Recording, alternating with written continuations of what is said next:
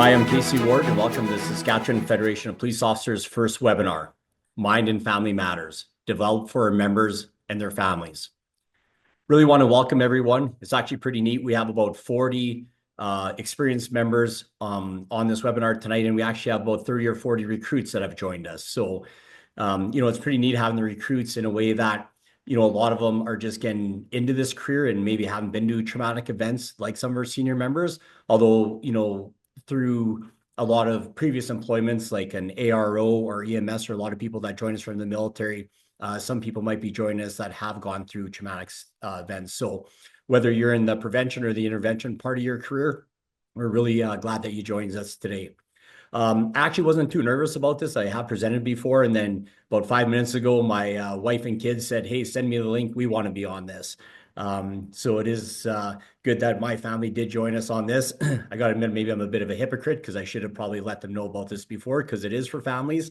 But I want to welcome everyone and your family members that have joined us tonight.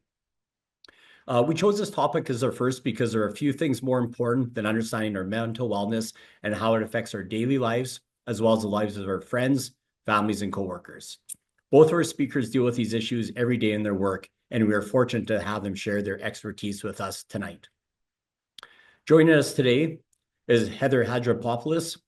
Common spelling, sorry. I think I butcher that every time, Heather, but she's a psychology professor and co-principal investigator of PSPNET and PSPNET families. And second joining us is Nathalie Reid. She's the assistant professor and director of the Child Trauma Research Center, as well as a co-principal investigator of PSPNET families. So, also want to talk about some webinar tips. So as you can mostly see, the cameras are off and your name won't be displayed because we want that for confidentiality reasons. Some people don't mind having their names up, but other people might want to just join us. As we know, people were vetted on this, so it's just members and families that are with the Saskatchewan Federation of Police Officers. So your microphones will be muted throughout. So we ask that you communicate with the host and panelists via the chat. We are actually on the Zoom webinar. So there's actually what might be a little bit different for people is there's a Q&A button on here where you can actually ask questions, and those questions will be anonymous. So just press on it. A moderator will respond to the questions, and I'll get into that a little bit more going forward. If you have technical issues, probably the easiest thing is to log back out and try to log back in. And if you're having problems, if you can't hear something, you can reach out support via the chat also. We are recording this. The reason we're recording this is, we are dealing with a lot of shift workers. A lot of people reached out saying that they were unable to join us tonight due to work or, family responsibilities. So we are going to record this and we are going to put it on our website, which we'll talk about ways that you can follow us and what the SASFed is doing at the end of the webinar. But it'll be in basically the 3 different sections, so you can watch each video separately. And the last we ask is please stay till the end. We got some great speakers. We got some great stories, some great resources, and we ask that you stay to the end and listen to the whole presentation. Now, getting back to the question and answer, at the bottom, you can see there's an icon on the Zoom toolbar. You click on that icon and submit a question. Type your question in the Q&A box. You can submit it anonymously or with your name, whichever you'd like. And then click this, the send button. We will only see the questions, the panelists, and we'll answer the questions when appropriate. So we would like you to continue to ask questions all throughout the presentation. And what we'll do is we'll take 10 or 15 minutes at the end of the presentation to answer the questions. So we're not going to answer them as they come in, but if you have a good question as someone's presenting, please ask that question. And it also gives us time to organize those questions and put them in kind of different, because we probably have a lot of the same questions, and we'll be able to answer them at the end. So who is the SASFed? This is our SASFed executive. I said I've already introduced myself, President Casey Ward, cleanly shaven. I wanted to look just like Taylor Elder and Chris Rhodes. Our Vice President, Chris Rhodes, the president of the Saskatoon Police Association and the Vice President of the SASFed North. And Taylor Elder, who is with the Moose Jaw Police Association and is the Vice President South of the SASFed. And we also have Darren Wilcox, our new executive director. I know a lot of you knew that Bernie Eisworth, who was with us for 25 years, but Darren Wilcox has taken over and is our main kind of contact if you have questions to do with benefits, healthcare, those sort of things. So this is our Saskatchewan Federation of Police Officers Executive Board. People ask why are we doing this? What we do hope you walk away with a sense of whether you or your loved ones may need extra support, actionable strategies for you and your family, and a clear understanding of how to access help if you need it. We want to know that the SaskFed is here for you. Not only do we help in a lot of other ways with your benefits and stuff, but mental health is very, very important to the SaskFed and to our members. And we want to bring resources that are out there for our members that, if they're worried about reaching out through the workplace or, worried about stigma, there's a lot of other resources out there. And we want to do other things in our community to promote the great things that our members do day in, day out. And we'll talk about a little bit at the end how you can follow us and some of the neat things that are going to be coming forward in the near future. So with that, we're going to get started here with the actual presentation. As I said, I'm going to start off a little bit about my presentation. It's called My Story, Our Story. I do want to warn people, just a little bit of a trigger warning. I'm going to talk about my career. It's actually interesting because I have presented this in a few places across Canada. My family actually hasn't heard this story, so they'll be hearing this for the first time. But there is maybe a few trigger warnings in here. There's no graphic pictures or anything like that, but want people to know that, I will talk about a couple of the calls for service that kind of affected me. Don't go into graphic detail, but if you are getting triggered with that, please reach out to us via the chat and we'll help you with resources as we go. So I said, we'll start off first with my story, our story. So this young gentleman, this skinny little runt here, started back in December 1999. Changed a little bit. This picture, as you can see on the other side, was the last few months in our vice unit, where I was able to grow a little bit of a beard and have a little bit of fun, and I'll get into a little bit that later on. And now I'm back to, I know I probably look about 50 years older, but back to the clean-shaven, short-haired little guy that started in December 1999. I had an amazing career. I've worked in a ton of great units all over police service. As I said, you'll hear with my story, I wouldn't have changed anything. I wish there's some things that I knew back then that I know now that could help me through my journey. But as you can see, I got to work in a lot of great units with a lot of great people. On top of our regular work through the police service, I also got to spend 16 years on SWAT. I was our public and officer safety training coordinator for about 10 years at the police college, some of the greatest times of my life. A lot of my work too, luckily I got to work with our Regina Police Association board. I was president for 2 terms, been president of the SaskFed and on the Canadian Police Association board of directors for over 10 years. And in 2021, one of the most important things was I was diagnosed with PTSD. So these dates, I just want you to kind of keep in the back of your mind, 2004 to 2021. Just throughout this presentation, just keep those dates in your mind as we go forward. So where did it all start? Well, 2004 is kind of where the journey really started. We were quite a junior service back in 2004. We were hiring, if you remember, we were putting through double classes from about 2000 to 2005. I had 3 years on. In my second year, I was actually training people. That's how junior we were. And, in 2004, I actually had a partner. She had 1 year on and we were working together. And one of the calls we went to was there's a call from a young girl that called in, said she just went over to her boyfriend's house and she'd found him hanging. So me and my partner were quite close. We get there, still vividly remember we went down, it was kind of a bi-level, went down about 5 stairs and we could see this young teenage boy hanging. So you think, 3 years on, and through police college, one of the things I'll never forget that they taught us is if you think someone's deceased, you don't want to cut them down because you want to see the integrity of the knot to make sure it was a suicide, not a homicide. And so here's a 3-year member with really not knowing anything about policing. We have this young gentleman that, in my mind had passed away. When people pass away, certain things happen to them. And I thought he'd passed away. And EMS was actually pretty close behind us. They come in and kind of made the same assumption, and then they put the little monitor on his finger. And I remember the EMS supervisor saying, he has a pulse. So we cut him down. We begin working on him. End up staying with the family. They transport him, and later that night we're back at the office and dealing with a family that went through a traumatic incident like this. You were there for a few hours and never remember going back. And one of my buddies that was at the hospital with the young man, he said, hey, how's he doing? And he goes, well, if he would have been maybe cut down a few minutes earlier, he would have survived, but it looks like he's going to pass away. So for 17 years, I thought that my inaction had caused the death of this young man. Going on to our next call, 2006, I was in a plainclothes unit, went to the north. There was a call coming from the Northgate Mall that 2 seniors had been run over by another senior in a vehicle.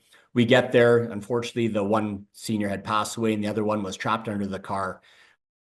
You get to these scenes and we've all been to them, a lot of people running around. We didn't know what to do. Fire was ways away. We were looking for jacks from vehicles. We were actually looking at, 10 people to try to lift the car off, try to help these people.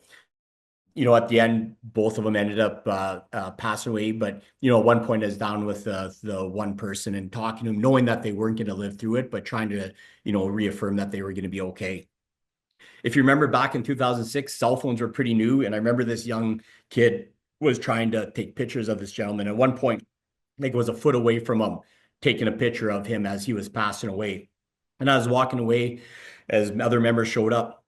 This guy tried to take a picture again. And I remember grabbing him and throwing up against a vehicle and just absolutely losing it on him. And then realizing, I got to be careful here. You lose my job, but I couldn't believe someone would want to take pictures of someone that was passing away. And it's funny, though, because he walked away and he's going to complain and get my job. And I had about 5 members of the public come up and say, hey, don't worry about it. We got your back. And one guy even said, hey, I'll testify that he swung at you, if you needed your help. And there's no complaint, but just shows, during those calls, you get quite, amped up and, you just get frustrated that people, someone's passed away in the dignity and they're taking that away from them.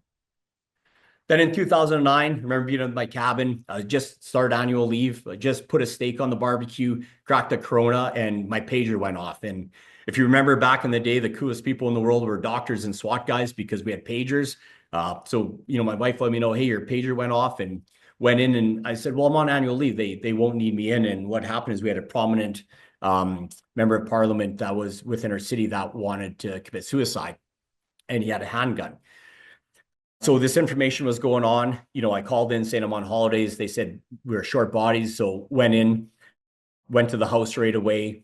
And through this all, our negotiators were emailing with this gentleman, and they could see that they'd send the emails and the emails would be read by him. So we tried everything to get into that house, to get communication. And we kept on, had information that he wanted to die from suicide by cops. So we ended up breaching the door, ended up getting in there. I remember when we first walked in, could smell gunpowder, but actually didn't really correlate that right off the bat. Took us quite a while, search the residence, and we found that the gentleman had taken his own life with a 44 Magnum handgun, which again wasn't really the best scene.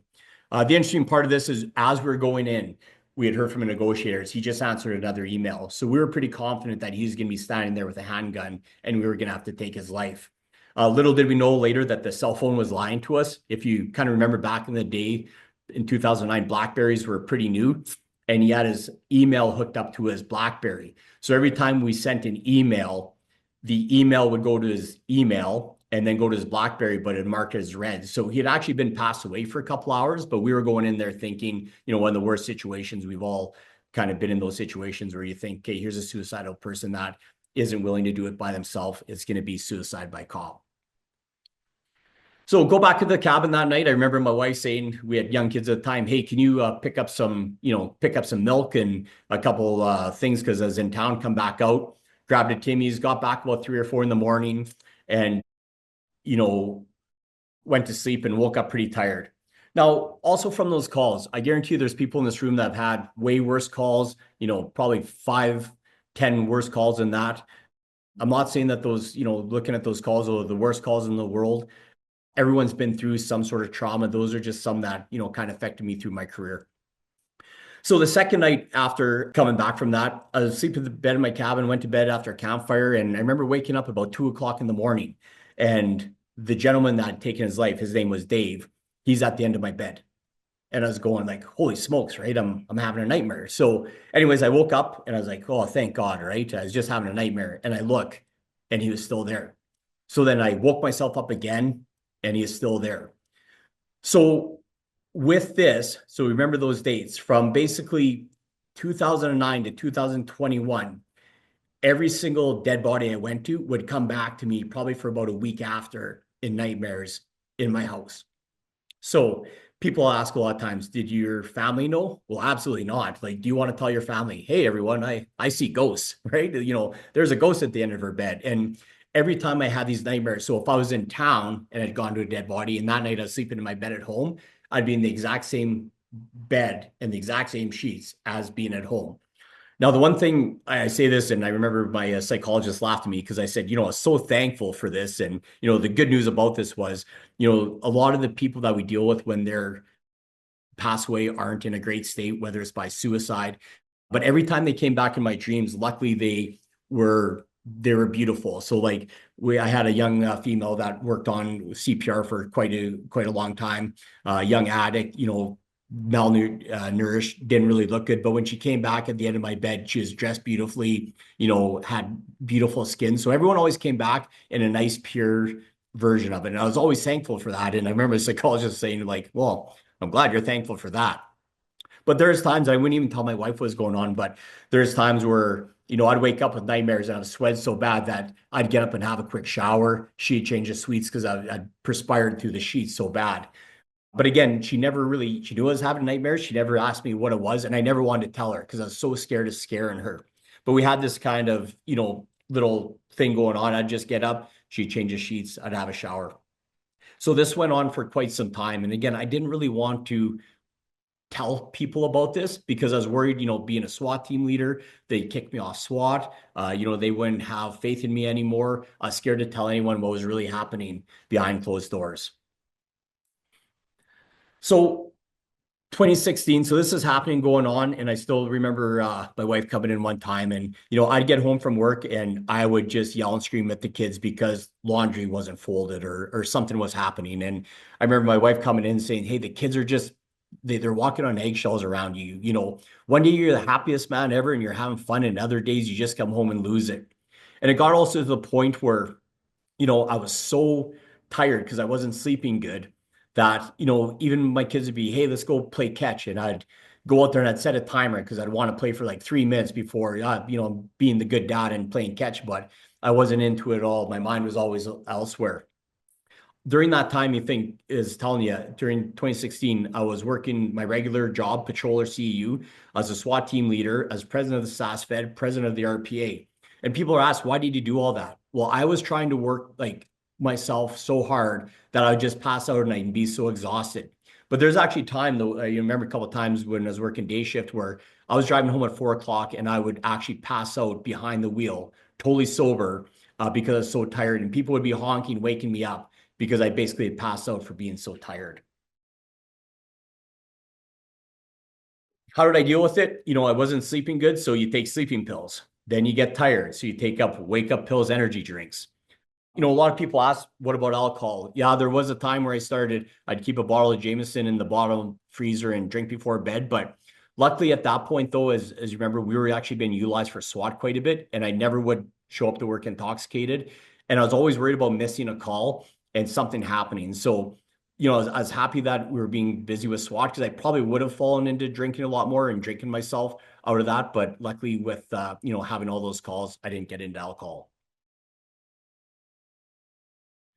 The other thing is back in 2016, I got part of CIPSR, which is a national working group of first responders and public safety personnel. Was at a national forum where we realized our first responders were having issues with mental health. And during this time, CIPSR came out with this great assessment tool, a screening tool. So I thought, hey, why don't I try this? So went to the tool, and as you can see with it, there's a lot of diagnostic tools. So anywhere from depression, PTSD, anxiety, panic disorder.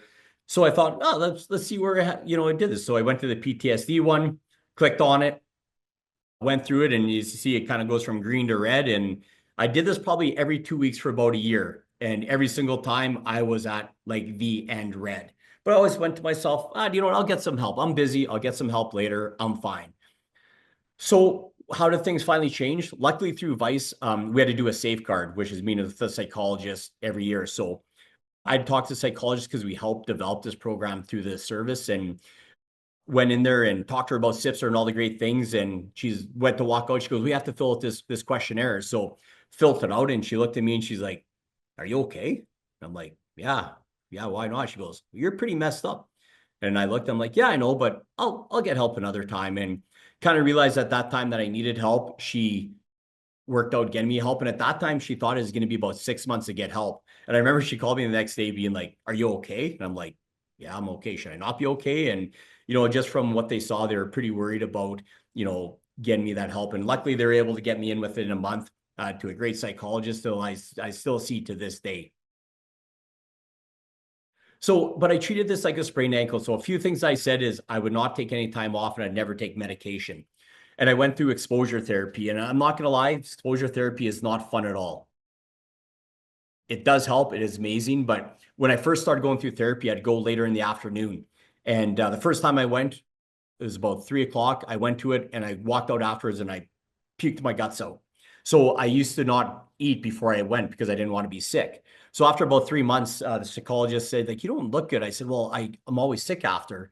So, you know, I never eat. She goes, why don't we switch your meeting until 9:30 and then you could have breakfast after. So I would go to exposure therapy and then I'd go to work afterwards. And I was just exhausted. And although it was working, it wasn't working. You know, she said it's like a sprained ankle. I kept on trying to play on it. It'd get a little bit better, but wasn't getting that better.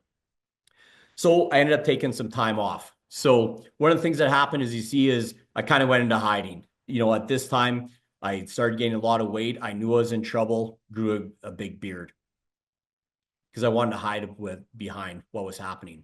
So I was off for about 3 months, October 27th to January 10th. Being off was the scariest thing that ever happened to me. You know, just all of a sudden being home with your thoughts, no one around. Luckily, I had 2 great dogs that I walked and got back into exercise and did extensive therapy, but I needed to take that time off to get better. So how did I know I was getting better? My family could see it. They could say, you know, you're dad again, right? You're happy again. You're not losing it on us because we haven't folded the laundry. Although I know my family's on here. Please, if the laundry's in the basket, fold it. I'd appreciate it. You know, I'll be honest, I still have nightmares. Luckily, you know, it's probably one every month. Actually went about 3 months without having one. I know that I probably will always have nightmares, but they've gone a lot better. During this time, I actually even signed up for PSPNET, which we'll talk about, which is Internet Cognitive Behavioral Therapy, and learned how to deal with stress and how to get better. So some of the indicators that I think all of us can understand is I was tired. You know, I'd lie in bed, not answer the phone. I'd see someone phoning me. I'd just ignore it. You know, spend 2 hours scrolling on my phone without knowing really what I was doing. Not hanging out with people that I used to always hang out with, you know, not answering phone calls, not going out with people, losing it, short fuse. And you know what? I got fat. I'll be the first to admit it. I gained about 30 pounds. And that's one of the reasons I grew the beard, because I wanted people to see this big shaggy beard and not see how miserable I was behind it, how sad I was, and how much weight that I'd gained. So one thing that I find that is super important that I think we really got to do is mental and physical health do go together. We need to prioritize exercise. You know, sometimes you need to get your ass out of bed, even when you're down, and have a good workout. The best stress relief out there isn't a bottle, isn't watching TV. It's getting out there and having, you know, a long walk with your spouse or your family, your dog, a good workout.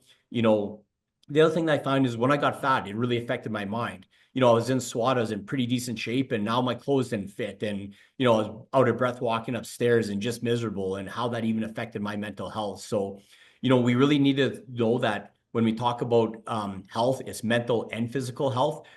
You know, we need to do those things to continue to get better. But what I wanted to share this is when I was going through this journey, when I was off, I had one of my buddies that like didn't see me around work, and he goes, you know, Case, you want to go for a coffee? He's like, man, what? Like, you haven't been at work. What's going on? And, you know, someone I respected quite a bit. And I told him why I was off. And I told him about the nightmares, the first person I ever told to. And he looked at me across the table. He goes, you too? And I'm like, what do you mean? He goes, you have nightmares too? I do too. And although I haven't shared my story a lot of the people I have shared it with along the way, I found were in the same boat with me and didn't want to speak up. So, I want to share this story with people to know that you're not alone. We are all going through these things. We're all together. And the good thing is, if you get help and you do these things, it does really help. And you can get back to being that good, mother, father, spouse, husband, wife, whatever it is. And just, you do get support. The stigma is being reduced. Through my whole time, when people found out, not one person ever came up to me and, said anything negative, and maybe they wouldn't, but, there's so much support that I had going through this journey. So that's why I call it my story, our story, because I know that, on this call, there's probably a ton of people also going through this, and we're all together. Now, what I'm really happy about is there's some great tools that Heather and Natalie are going to talk about that I wish I had before, that I could have done throughout my career, that hopefully I wouldn't have been at the end to have to take that time off, that I could have built some of that resiliency and done some of that treatment before. So again, with the questions, that kind of wraps up my presentation. I'm going to pass it over to Heather, but please start asking questions if you have any, and then we'll answer them at the end. But just thanks for giving me a few minutes of your time, let you talk about it. And now we're going to talk, have two great people, especially we'll start off with Heather, is going to talk about some great stuff. Thank you so much, Casey. I really appreciate you sharing your story, because I know how important it is for everybody to hear what it looks like when you're struggling, and to also know, sort of that there's hope, and it's a process of working on things. It doesn't just happen quickly. So I really appreciate that, and also appreciate that your family's on the line as well. Great. So I'm Heather Hadjistavropoulos, and I'm a professor of psychology at the University of Regina. And I do a number of different things at the university, but one of the things that I do is I lead this thing called PSPNET, which I'm going to talk to you about today. And then Nathalie is going to follow it up and talk about PSPNET families and Garnet families as well. And just as I begin, I really, want to thank everybody who's on the line today, and just really, I think it's really great when people come out to a talk about mental health and about families. It shows just that desire that you have, like just that step of coming forward is just like that desire to make things better. Either it might be for yourself or your colleagues or your family, but it's a really important step, just being at a presentation like this today. As I begin, I would like to acknowledge that I work at the University of Regina, as does Nathalie, and we are located on Treaty 4 land, which has a presence in Treaty 6 lands as well. And these are the territories of the Nehiyawak, Anishinaabe, Nakota, Lakota, and Dakota, and the homeland of the Métis, Méchief Nation. And as professors at the university and people that are leading these organizations, we're committed to improving our understanding of Indigenous peoples, including Indigenous PSP and their families. So PSPNET, I guess I just want to start off with the message that I want you to take home with you, is that we are here to help public safety personnel, including police, when you need us. So it might not be today, but maybe in the future. It might not be you, but maybe your colleague. So just want you to know why I'm here. Just really trying to be a resource for when people are feeling like they're experiencing challenges, as Casey mentioned here today. Would like to acknowledge the team that I work with and the funders that we have. So we're funded by the federal government and some provincial funding sources. The team is made up of clinicians, but also researchers, trainees, and then operational staff that really help us with the technology and the administrative support as well. So just a few of the people, and we work, lots of us in Saskatchewan, but many in other areas like Quebec, Ontario, Nova Scotia.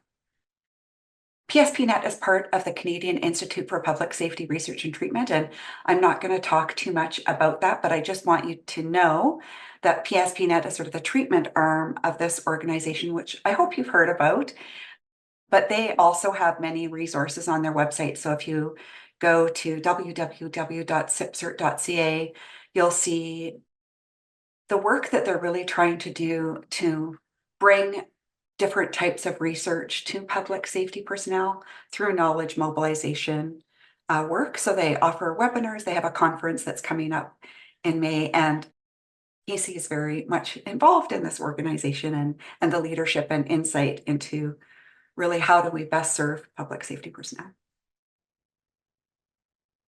So PSPNet was really formed because of this research dating back to 2018, showing and really highlighting, maybe in a way that people hadn't known before this, just how significant mental health difficulties are in public safety personnel. And that includes in police. So in this particular graph, you'll see in the gray are the sort of the percentage of people in the general population that are experiencing mental health symptoms at a clinical level. And then in the blue is the percentage of police that are experiencing clinical symptoms of mental health difficulties. And what's really striking about this is that when you look at mental health of police, when they first come in, they're actually lower than those gray bars. And then as they move on in their career, we see that they're much higher. So the top that towards the any mental health disorder you'll see is at 35%. The top disorders that PSP are impacted by, and this is actually the data for police, are generalized anxiety, major depressive disorder, and post-traumatic stress. And so I think sometimes when people hear those labels, they think, well, maybe I don't think that's me. But the one thing about each of these disorders is it's not like a single symptom, it's a constellation of symptoms. And when I actually look at the police who come to work with me at PSPNet, what does it actually look like when they are reporting anxiety, depression, or post-traumatic stress disorder? The symptoms, the most common symptoms might not be what you would expect.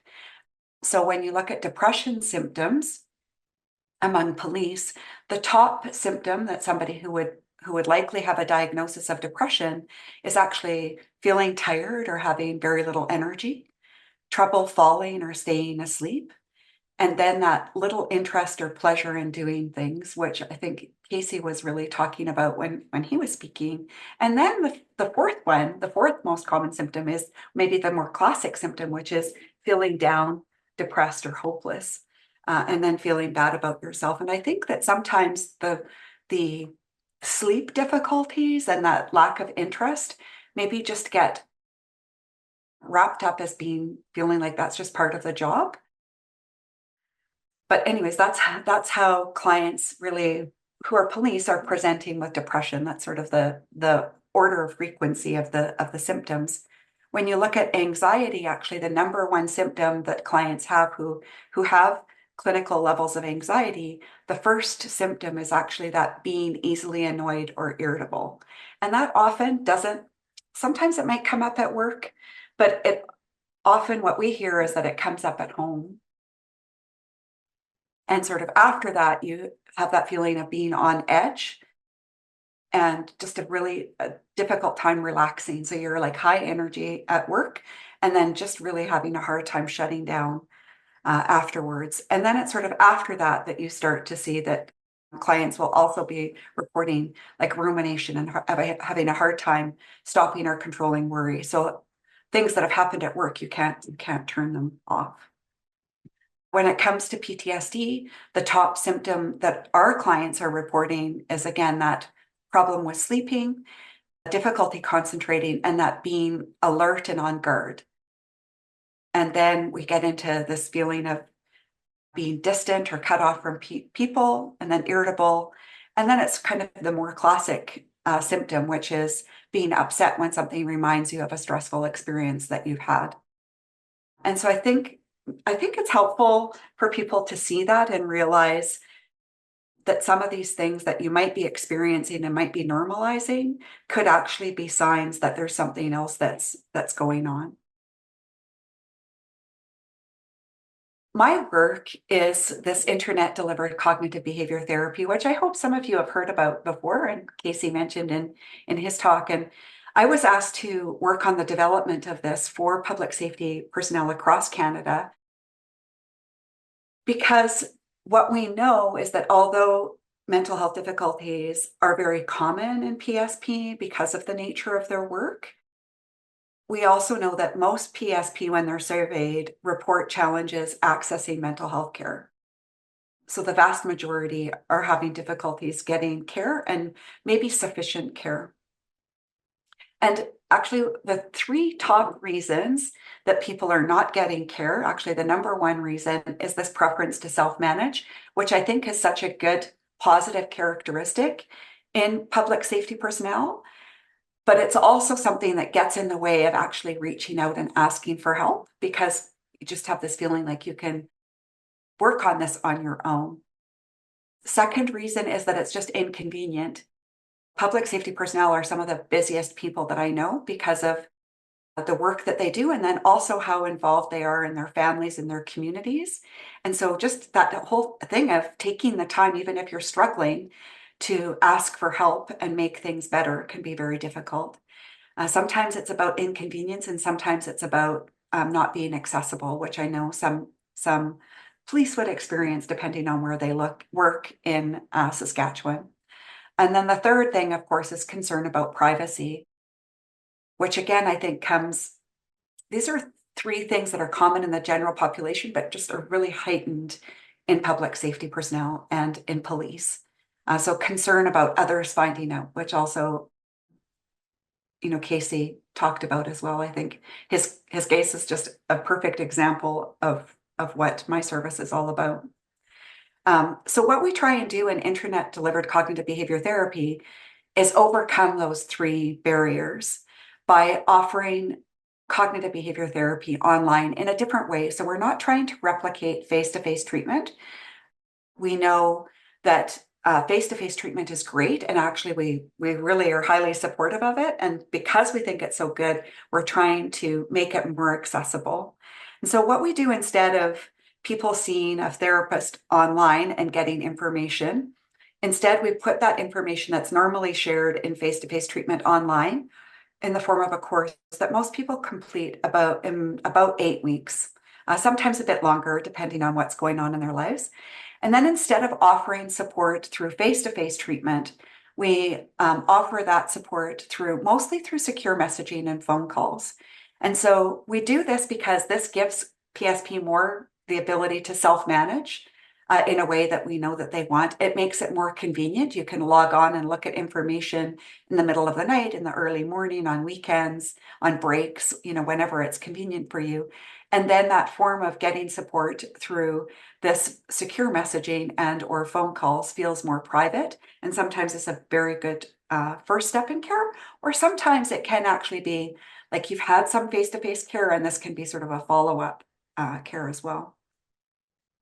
So we're specifically focused on bringing cognitive behavior therapy online, and we do that because this is a very well-researched form of treatment that we know works very well face-to-face, and it also works really well online. And in this form of therapy, what we're trying to do is help clients identify and work on thoughts, so how you think about the world, and behaviors, the types of things that you're doing and how they impact you, and then also what you're feeling, and really trying to recognize that cycle between what you're feeling emotionally or physically and the thoughts you're having and the behaviors you have. The other thing about this approach is that it's very much focused on the things you can control. So there's lots of things in your life that might be contributing to difficulties that you're having. We were just really trying to focus on what is in that sphere of control. And it's sometimes about how you think about the world, about those behaviors, and then how you manage your physical symptoms. I just want to give you an example of what I mean when we say we take what's done in face-to-face treatment and put it online in the form of a course. So this is what's called our well-being course. It's the most common course It's for diverse mental health difficulties, and we teach strategies that really apply to different types of mental health concerns. So in the first lesson, it's really about identifying the symptoms that you're experiencing and the cycle that you're going through between what are the thoughts that you're having and what are the behaviors that you're doing and what are the physical symptoms and the emotions that you're having. In the second lesson, it's really about teaching about identifying and challenging thoughts and realizing that we can actually identify these things that are going on in our mind and come up with alternative ways of thinking about things that can make a difference. It's also about managing, in the third lesson, managing physical symptoms. So especially hyperarousal, so that what happens when you're at work and you get really revved up, and then when you come off work and you need to reduce that, but also managing that under arousal that sometimes happens for PSP. So getting very over aroused at work and then after work, sort of having that swing to under arousal. In the fourth lesson, we really work on managing avoidance and safety behaviors, and what those behaviors look like varies from client to client, and even what the thoughts look like, what thoughts you might have compared to someone else would be different. And the final lesson is really about long-term goal setting and realizing, gosh, everything that Casey said is so true, that mental health is like your physical health. It's like a long-term habit. And especially when you are in these high-risk careers, it's working on your mental health on a ongoing basis. The materials I should mention that we use were initially developed in Australia. They've been used in another unit that I run that I'm going to tell you about as well, and that have been adapted for PSP, so with and for PSP. And we've been working on this adaptation. This course has actually been tweaked. I think we're now on like the 10th version of it, where we're tweaking and adding in different examples and stories to help people really learn that material. You may wonder, why do we offer this therapist support, especially via messaging? And we do that because it's convenient. You can write your message to a therapist, when it's convenient for you. You also control what's shared. There's some benefits that you get from writing down what you're experiencing. And then in addition to that, you get messages back from your therapist that you can repeatedly review. And we also know that this approach is very much supported by research and has a lot of benefits. One thing I'd just like to mention is that cognitive behavior therapy, and actually lots of different therapies, are about this. It's really about learning to ask yourself questions. So ask yourself questions about what's triggering me, what thoughts am I having that maybe I could change, what are those physical symptoms that I might need to manage? What are those behaviors that might not be healthy? And then looking at this process of being able to ask yourself questions in a way that helps you solve problems. And I think in a lot of ways, this cognitive behavior therapy resonates with police, especially because that's also what your profession is about, is learning to ask other questions. And so this is just flipping that a little bit, about turning it internally to ask yourself questions to sort of move forward in a different way. This ICBT approach has been extremely well researched for, it seems probably hard to believe, but it's been around since the 1990s that it's been evolving. And around the world, there's research that's been done on this, and the effects are really found to be equivalent to face-to-face treatment. So it's not like it's a second-rate treatment. So if this is something that you're interested in, you basically go to our website, that pspnet.ca. When you get to the website, you'll see a page that looks like this. On the left-hand side, it says click here for online therapy for PSP. And on the right-hand side, it's click here for online resources for PSP families that Nathalie is going to speak about in a minute here. If you click on the left-hand bar, you'll then come to a page that describes the different types of courses that we offer. So the most common one is this therapist guided wellbeing course. We also have a PTSD specific course for anybody who really knows, like, PTSD is my concern and I want to focus on that exclusively. That course has the same types of strategies, but all the content is focused on PTSD. We do have a self-guided course for somebody who says, I don't feel like I need the therapist support, but I'd like to learn. Or maybe I might need the therapist support, but I just still want to do it on my own and I want to learn. So what you do there is there's a blue bar that says learn more. If you click that, it will tell you more about it. If you're interested, you click the red bar and you basically sign up. Of note, we really heard from PSP how concerned they are about their spouses. And so we took that same well-being course and we spent a couple of years working on tailoring it to spouses.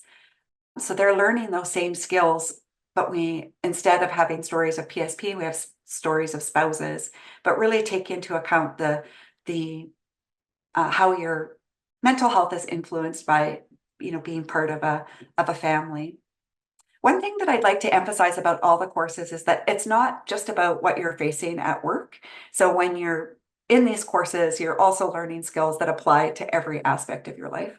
And that includes with the spouse well-being courses. This is about your own mental health, but also learning just generally about mental health that helps support you in this PSP family. So it's just a graphic that shows what we offer. That well-being course, PTSD course, are in English and in French. That well-being course, as I mentioned, is therapist guided and self-guided. The PTSD course we only offer with therapist guidance just because we feel it's more intensive. And sometimes people need a little bit extra support. The therapist guided options are available in 6 provinces and the self-guided is available across the country. And I also just want to mention that we just launched a sleep course. And we really did this because, as you saw, whenever we look at depression, anxiety, or PTSD, the top symptom is always sleep. And so we wanted to have available a course that really helps people understand sleep. And it's a 4-lesson course that goes over different things that you should know about sleep. So the first one is just understanding sleep. The second lesson is understanding the key strategies that we know are effective for helping people with sleep. The third one is helping people with their thoughts around sleep. And then the fourth one is around behaviors related to sleep. So wind down and wind up routines, I guess. And also then there's some extra resources in there. So there's things on nightmares and myths and also shift work as well. In terms of how this works, in all of the courses, you start with some intake questionnaires. In the therapist guided courses, there's an intake phone call. You then start the course. You're given a username and password to work on the course materials.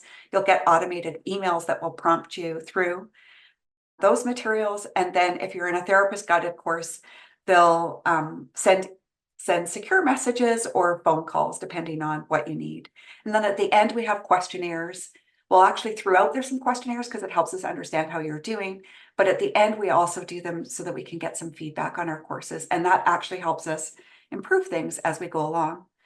The lesson content, I know that sometimes people are really reluctant to take a course. You probably have some experiences of what it's like to take a course, but we really do try and make it very engaging. Lots of pictures, easy reading, videos, case stories, lots of guides, frequently asked questions. We have people track symptoms as they go through.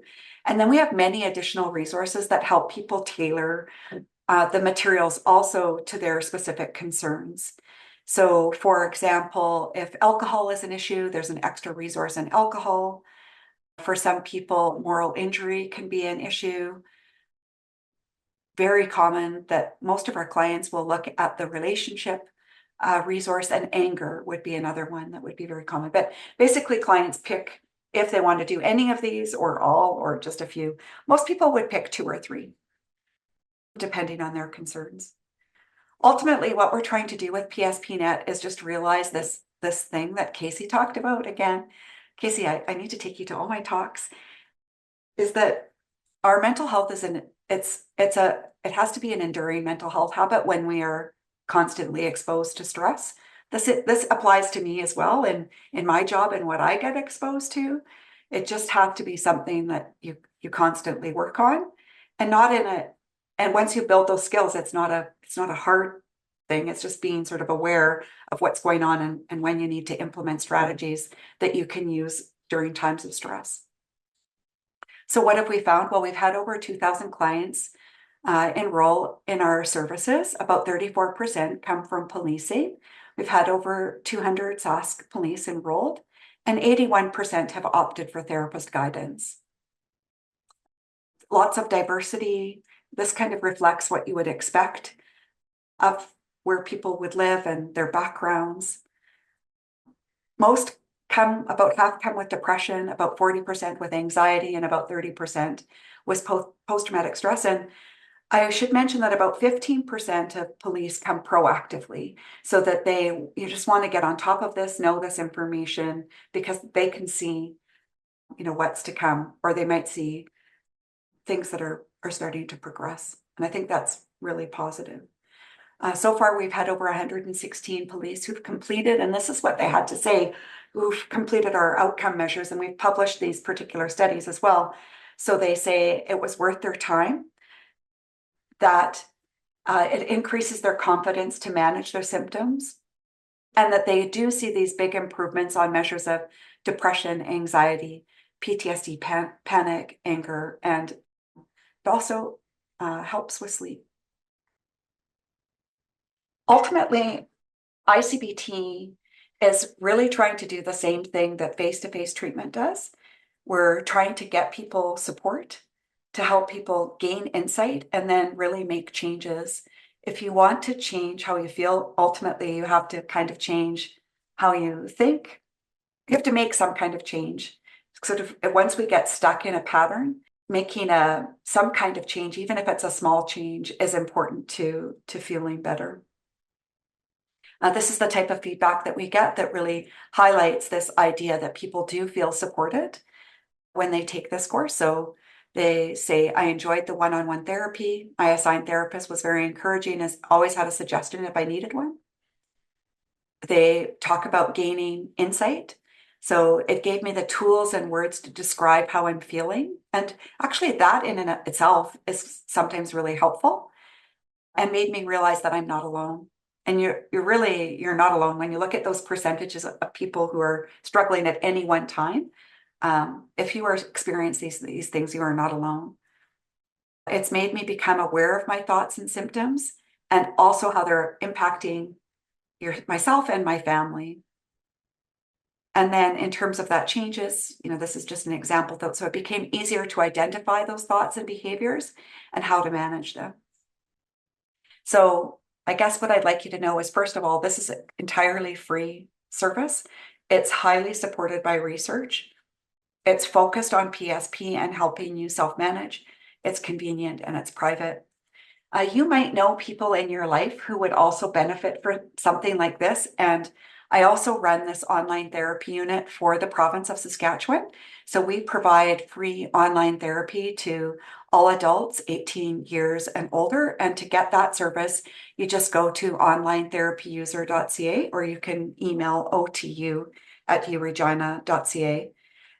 And in that particular unit, we have that same well-being course, except it's for the general population. It hasn't been tailored for PSP. We have a course that helps people cope with chronic health conditions. We have a course for alcohol, if anybody's having difficulties with alcohol. We have a sleep course as well.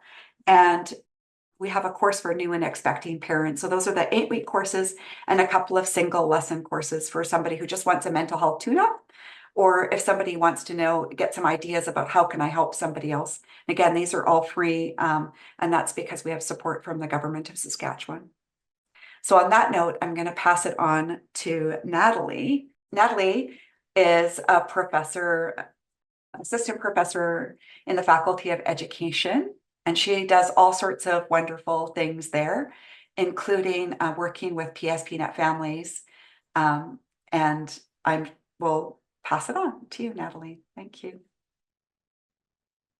Thank you so much. And thank you, Heather, so much for all of the incredible work that you do. If you don't mind unsharing your slides, then I'll be able to share mine if that's okay. Thank you. So hi, everybody. I know that this is probably feeling like a lot coming your way, but truly the work that Dr. Hadjistavropoulos has done on PSPNET is incredible. And we've just seen so much wonderful, so she's seen so many great results. And so what that kind of led to was this idea that, there's this great resource and great place to go for PSP, but PSP are also quite deeply embedded in their family units. And when we say families, I just want to make sure we understand that when we use the word family, we're actually using it quite broadly. So we are talking about biological families, but also adopted families. We're talking about, I grew up in a military family, and so I had a lot of chosen family in my life that would fit sort of the bill of who we started imagining PSPNet families might be for. And I think that when we think about the constellations that surround people, we are affecting and affected by each other. And so PSPNet was in existence, and then came this opportunity to create something that was separate but complementary to PSPNet, which we ended up calling PSPNet families, because public safety personnel are deeply embedded in their work, but also in their family units. And so we were trying to move away from speaking about the PSP and their families and thinking about PSP families writ large. So before getting into, creating something that was going to be useful and supportive, we had a lot of decisions to make in order to make sure that what we were offering was supportive, responsive, all of the good things. And so we're going to start just with a little bit of background as to who we are, so you know where this comes from. So you'll see Dr. Heather Hadjistavropoulos is one of the co-principal investigators or creators alongside myself, and Dr. Heidi Cram from Queen's University. She's also the scientific director of Garnet Families, which I'll talk a little bit at the end. But on the right-hand side of the slide, you see all the people who went into creating PSPNet families. And what I find really interesting and important, and also a little bit exciting, is that over 80% of our team was either defense or public safety connected in some way, which I think when we have such a large percentage bringing their personal experiences to the table, it really makes, again, something that is responsive and resonant with experience. So what we had to decide was really, what was this going to look like? Who was it going to serve? And how was it going to be different, right? Like, how could we capture sort of the essence of the complexities of public safety life in a way that was both specific enough to speak to the individual sectors, but general enough to also, not be 47,000 pages deep? And so what we started doing was looking at what are the dimensions of public safety life that make it different than what would be considered sort of a more typical career orientation. And what we came up with, or what we, through a whole bunch of research and a whole bunch of scanning the literature that was out there, but we came to realize that it was really the logistics of the occupational risks and requirements, the logistics, the risks, and the identities involved. And then in some sectors, mobility, that we really wanted to pay attention to be supportive. I often think of my mom when we were creating this thing, because my mom grew up in an Italian family in Ottawa, and basically didn't even know that we had a military before she met my dad. And so something like this would have been very supportive of her experience, because she really could have used somewhere to go to learn about what is this. But that wasn't the only thing we wanted to do. So when we were thinking about those logistics, risks, and identities, and how we were going to translate them into something useful, we also had to think about what else people might need while they were looking to the site for support. So we decided to divide it kind of into three types or categories of information or offerings. The first one is really information. It is really, what does this mean? What does this look like? What are the lifestyle dimensions, and how might they influence, the familial context? But we also knew that there were going to be people who are going to come to the site who know all that. You know, they might be mid-career, they're kind of in the midst, but they have an issue and they want to think about how they might address that issue. And so we decided to also include some strategies and skill building pages that were specific and tailored to the issues that we were being told public safety families face kind of on the daily. And then we also knew that people, in addition, might need to do a little bit of work on themselves. They might be realizing that in relation with their families, they're just not feeling quite as connected as they did, or they're having some struggles. And so we thought, and this is Dr. Heather's work, you know, really to bring in that internet delivered cognitive behavior therapy in the form of a self-directed spouse well-being course. So those are sort of the three interrelated components of what PSPNET Families offers. But then as we started launching and getting feedback from users and them telling us what they liked, what they didn't like, what they started saying too is that some people might not even know. They might not know what they're looking for. They're kind of on a bit of a tourist cruise. And so we thought we would include that circle that you see on the left that has the questions that'll help. I'm here because I want to try something different, or I'm here because I need to learn. And that would help direct them into the appropriate places. And then through even more feedback, we found out that some people don't want any of the whys. They just want to know about a topic. And they want a curated list of everything we offer on that topic. So for example, trauma. So if you see the list on the right-hand bottom side, I want to learn about. And then if you click on that, it filters everything we have on the site with regards to that topic. And that offered users the choice of the options that best suited them. So when you go to www.pspnetfamilies.ca, this is where you land. There's videos at the top, and then you have these options to navigate in the ways that you want. We thought it would be great to kind of give you a quick little viewing so that you're familiar with what this would look like. So if you click that blue information block on the first page, you come to this diagram. And what we were really trying to show is that even though we have these separate topics, they're in no way separate. They are completely interrelated with each other. But we chose a way of navigating that we thought was kind of made things easier. And so we have these categories of the roles and responsibilities in PSP families, the effects of PSP work and home transitions, the impacts of the job at home, workplace requirements, public expectations, and the effects, and PSP families' experiences with trauma. And so what we're going to do is we're going to imagine that we're clicking on the impacts of the job at home. So the green sort of head there on the right-hand side. And when you do that, you get to see the subtopics. In the subtopics, so you have grappling with sleep, confronting PSP injury and illness, they each have their own page. Now, when we were designing the pages, the worst thing that we could have offered is just reams and reams and reams of reading.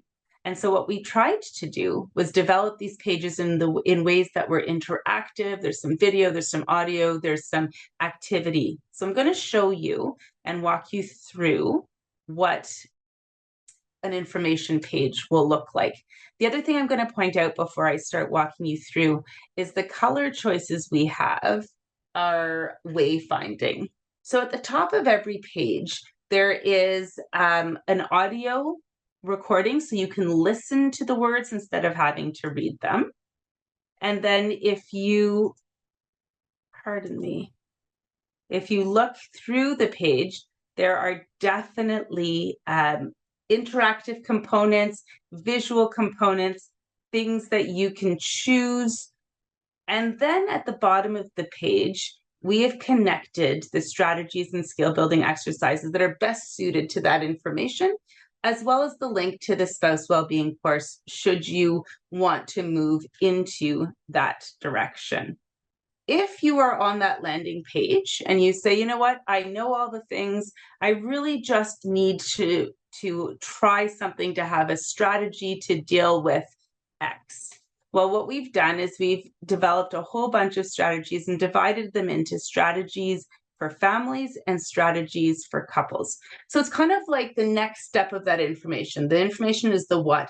This is the so what. Like, how does it affect me and my family? And now what can I do about it?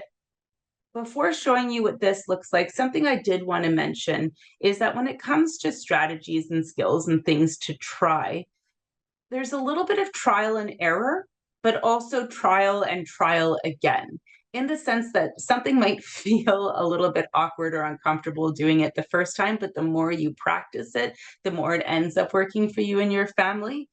Or it might not work altogether and you try something different. None of these we present as a solution or a fix-it to anything, but we do offer these as proven, evidence-based, research-based things that do work. So if you click into one of the strategies, you will see we're going to click into extending your support. Now we're yellow. You have these links at the top so that you can go straight to the information, or you have the audio just like before.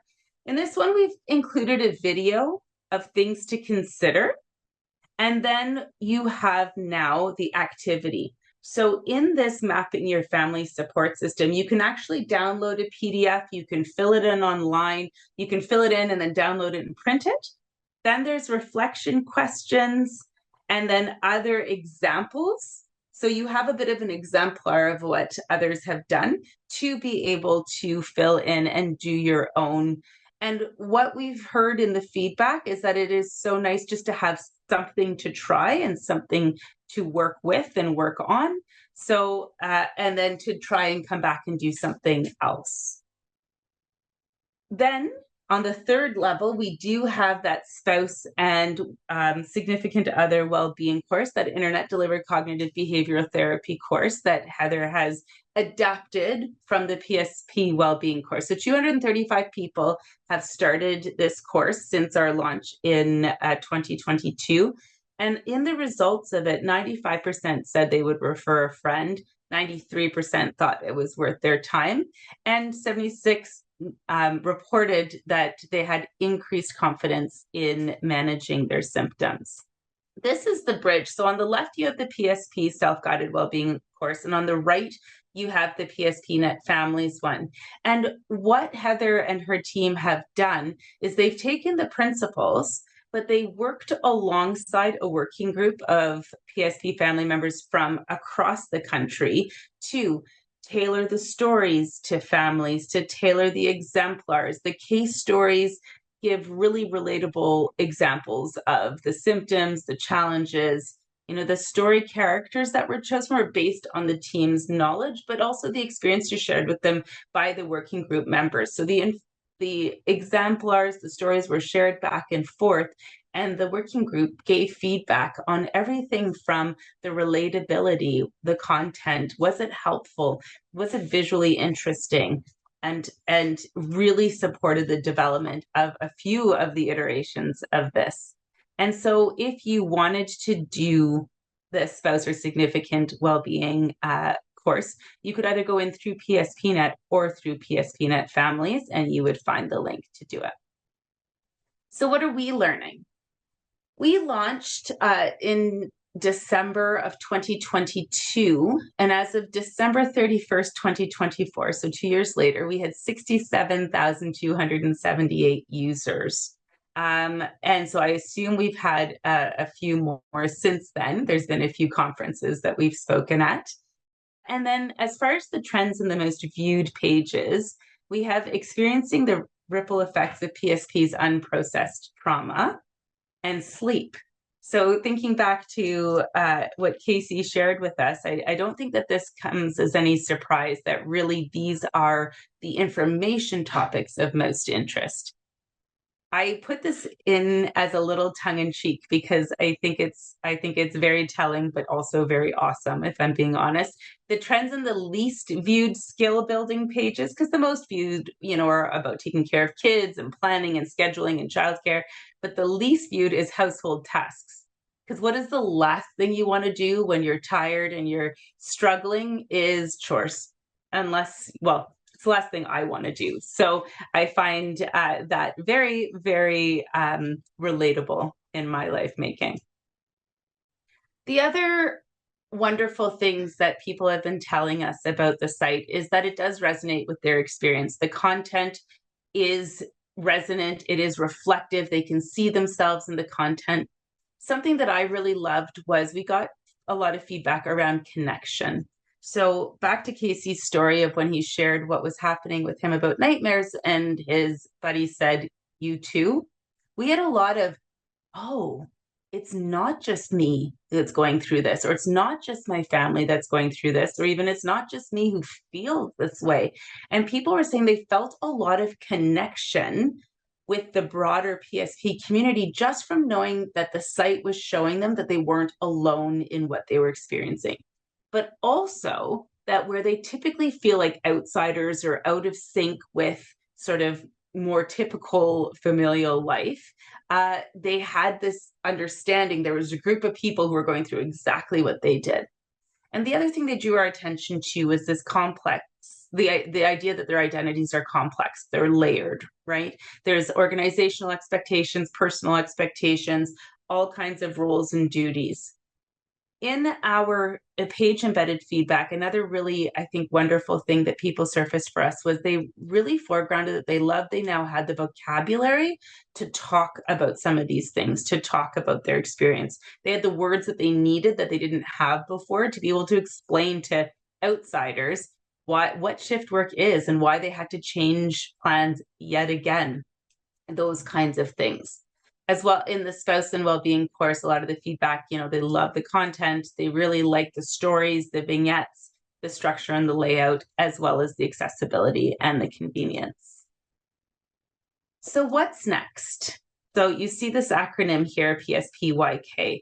So in every presentation that Heather, Heidi, and I have given about PSPNET families, people come up to us at the end and they say, thank you, and it's very important, we really appreciate it, but what about the kids?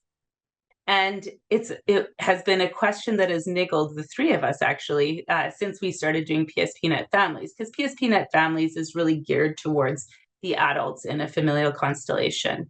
And so we decided to take it up and figure out what about the kids. And so I have just received funding to do this work, and we are going to create PSP Youth and Kids in a similar fashion, but we are going to create it with PSP kids and youth and with their responsible adults and caregivers to create something that's really, really meaningful. But then we're also going to have a training arm, because I think there are a lot of child-serving sectors, people in child-serving sectors who don't know really how to come alongside a PSP child and youth in a supportive way, attending to their unique experiences. I had a youth tell me that they were speaking with a counselor, and the counselor said, a really great mental health thing, a really good reset is going for a walk. And the youth said to me, I don't want to go for a walk because my mom came home the other night and said there was a drug bust on the corner of our street. And a walk is actually causing me to be heightened, or the idea of a walk is causing me to be heightened.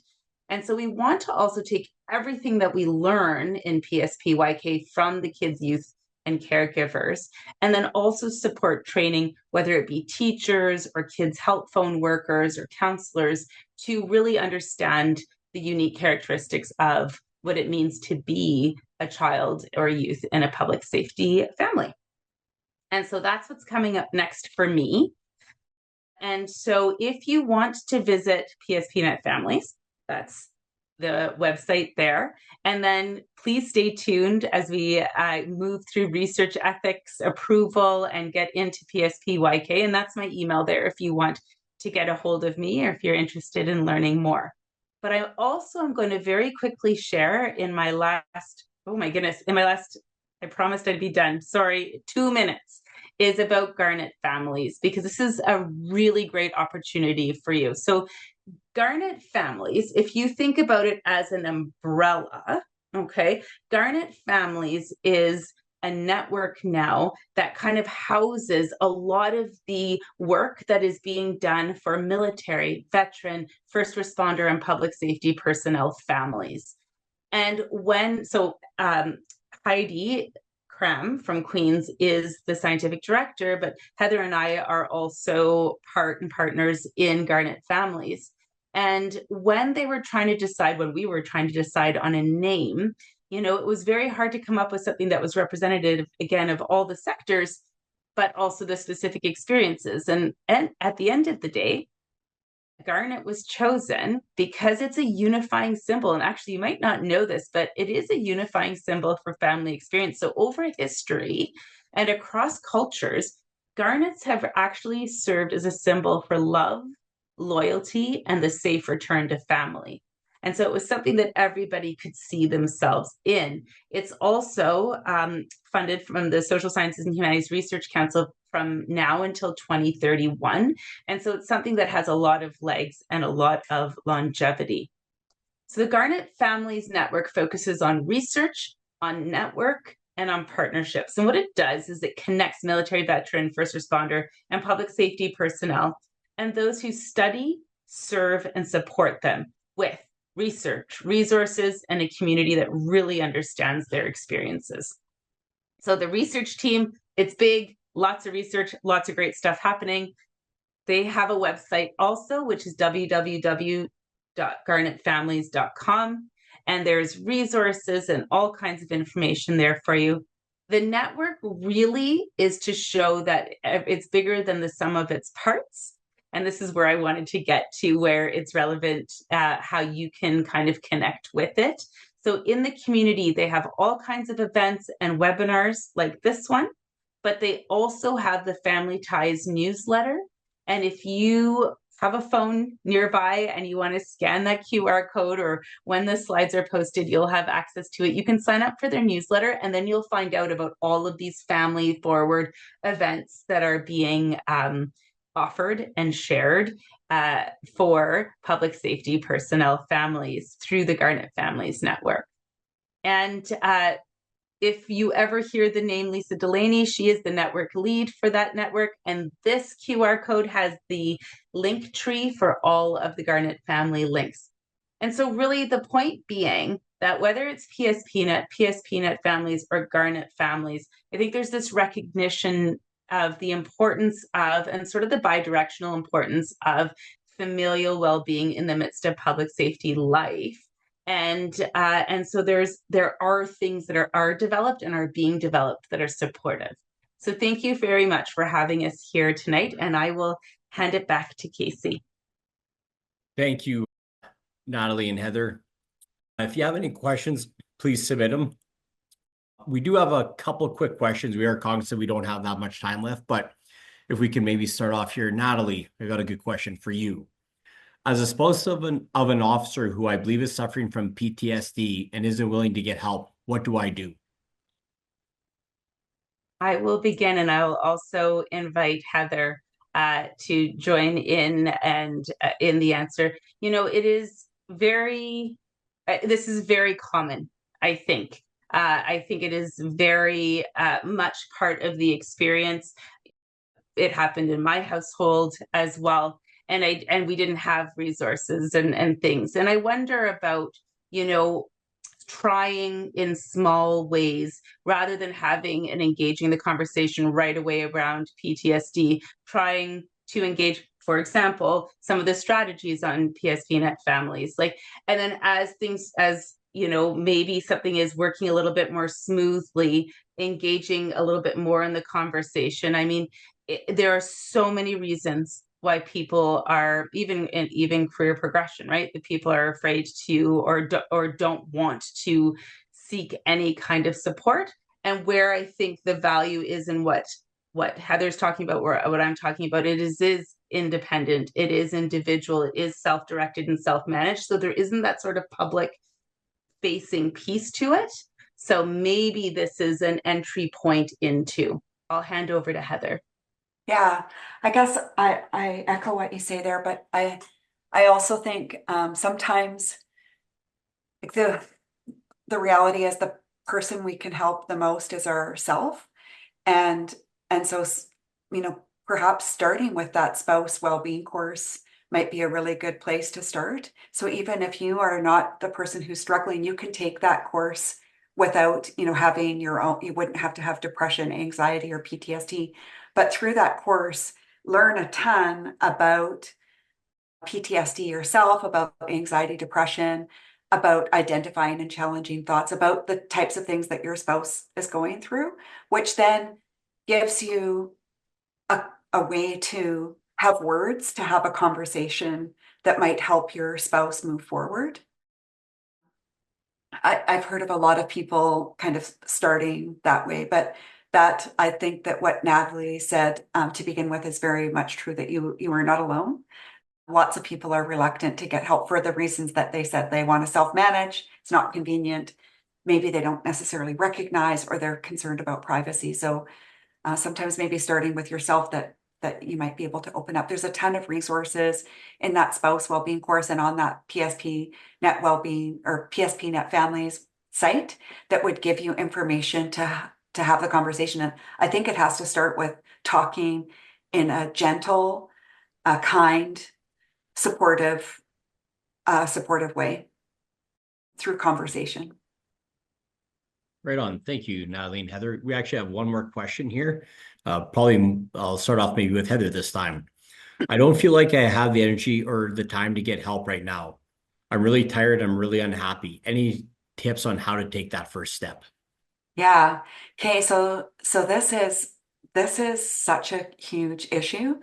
When you look at anxiety, depression, PTSD, fatigue, and low energy and lack of motivation are common symptoms, which then just make it hard to take that step. And so my biggest advice for people is to really to break it down as, I don't have to do everything all at once. And so say something like that well-being course, you start off very small. The first thing could be creating the account. It could be going to the website. It could be answering the questions. And then the next step is the phone call. The next step, when you get those online materials, you can read them at your own pace, and just really breaking things down into small, easy steps. It's the trick to life. Everything that we do, we don't get done in one big step, but it's hard to know when you're really small. It's hard to sort of see that as not being overwhelming. So if it feels too big to do one thing, that break it down even smaller, I would say. And I think if fatigue is a problem, like it could feel like it's too much work to do a course, but in fact, you just have a lot of control over your learning at your own pace. And just, take it really slow, but move forward. Mhm. Take a step. You're worth it. Right on. Thanks, Heather. I think that wraps up the questions. There's one statement here. It says, from Chris Rhodes to Casey, grow that beard back. You don't look as smart as you think you do. So, well, okay. Thanks, Chris. I'll take your word on that one. I want to thank everyone for joining us today. And thank you for the questions that have come. If you want those supports like we were talking about, please go to these websites. If you just Google PSPNET, the sites are on there, or even CIPSRT, Canadian Institute for Public Safety Research and Treatment. As I said, I've used these tools. PSPNET was a game changer for me. It was very easy to do. I liked having the psychologist with me because it kind of held me accountable. I remember after about 3 weeks of not doing anything, hey, are you ever going to complete this? But it was good to hold accountable, but it is great. Nobody ever knew about it. And it was an amazing program that you can do on your own. On top of that, please follow us. We're really trying to get more information out there. Also talking about a lot of the great things we do. So you can follow us on X, Facebook, and LinkedIn. Coming up really soon is going to be our first Blue Spirit Award, showing the great work that our members do throughout our services, but also in our community. We are going to send a really short survey out afterwards. I'll go to your emails if you've logged on. I think it's 5 questions. Please let us know what you thought of it, about how long it was, what we could do better, and other topics. We will have videos of this. Will be broken up. You can watch it in entirety or in the 3 different sections. And we are going to try to run some future webinars. So if you have some good ideas what we could do better, please let us know. And in the end, just really want to thank you. I think I'm a minute over here, but thanks for taking the time. I know everyone's busy, shift work, families, all the things we talked about tonight, but also really want to thank Heather and Nathalie for taking the time. I've had a pleasure of working with these 2 amazing people on a lot of different projects and stuff. And we're really trying to do stuff that is, accessible to everyone, that doesn't cost anything, that's anonymous. But, even going back to that first question, I was the same. For years I knew I was in trouble, and I always thought, what, I'll get help tomorrow. I'll have more time. I'll wait till I get the holidays. I'll wait till my kids are done, sports this week. And it just doesn't get better. So take that first step, go through the assessment tools, see what you think, but take that first step. Because I'll tell you what, it isn't easy, but it does get better, and your quality of life is so much more. And I remember the last thing that, someone said to me is, we work hard and you're going, red line all the way. What happens when you retire? You work this great career and then you retire, and we see a lot of people that, really struggle in retirement. And we want to work to have that great retirement with our friends and family. So on behalf of the Saskatchewan Federation of Police Officers, our executive, Chris Taylor, and Darren Wilcox and Heather and Nathalie. I also want to shout out to Open Sky Media. Beth and DJ behind the scene set this webinar up, did a phenomenal job. I'm glad they did it, and I wasn't the tech person, but thank you everyone to log on and take that time, and be safe. If you need help, please reach out. Have a great night and take care.